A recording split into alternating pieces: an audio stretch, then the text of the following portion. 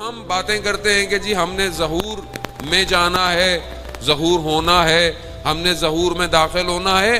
ظہور اتنا آسان نہیں ہے عزیزان محترم کہ جتنا ہم اپنی زبان سے سمجھتے ہیں کہ ظہور بہت آسان ہے.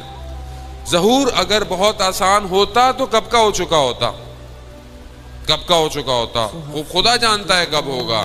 لیکن جب تک لوگ خود تیار نہیں ہوں گے، پروردگار اپنی مرضی سے اس نے ظہور نہیں عطا کرے گا. خوب کیسے ظہور لوگ تیار ہوں، کیسے پاک ہوں؟ کیونکہ جب تک امام کی طرف متوجہ نہیں ہوں گے، امام کی طرف جائیں گے نہیں. اب امام کی طرف کیوں نہیں جا رہے؟ مگر آخر کیا وجہ ہے کہ ہم امام کی طرف نہیں جا رہے؟ مگر ہم امام کو نہیں مانتے. اب سب بیٹھے ہوئے ہیں، جتنوں سے پوچھ لو نہیں ہم امام کو مانتے ہیں. تو پھر کیا وجہ ہے کہ ہم امام تک نہیں پہنچ پا رہے؟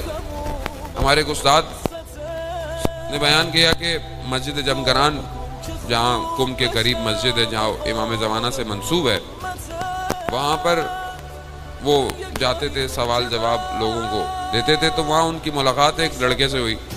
لڑکے کی حالت تھوڑی سی غیر سی تھی، تھوڑی عجیب سی تھی. تو اس سے پوچھا تمہاری کیا حالت ہے؟ تو اس نے کہا کہ میری امام زمانہ سے ملاقات ہوئی. تو اس سے پوچھا کہ تم نے امام سے کیا پوچھا؟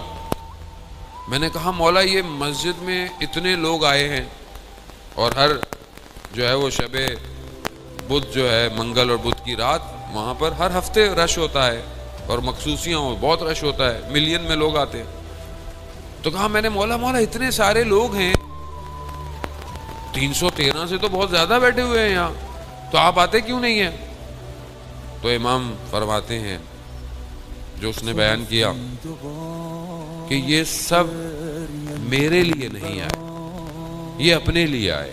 کہا اپنے لیے؟ کہاں؟ کہا کسی کو نوکری چاہیے، کسی کو بیٹا چاہیے، کسی کو گھر چاہیے، کسی کو گاڑی چاہیے، میرے لیے کوئی نہیں آیا. وہ ویسا ہی ہے. میں بعض اوقات جو امام کی طرف متوجہ ہوتا ہوں، میں اپنی پریشانیوں کی وجہ سے متوجہ ہوتا ہوں کہ میری پریشانی حل ہو جائے. مولانا صاحب وظیفہ دے دیں، دعا دے دیں، کچھ ایسی چیز دے دیں، کیوں؟ میری مشکل حل ہو جائے. مگر وہ جو امام جس مشکل کے اندر ہے کہ وہ انتظار کر رہے ہیں، اس کو کون حل کرے گا؟ کون نصرت کرے گا؟ حل من ناصر ینصرنا، ہے کوئی میری مدد کرنے والا؟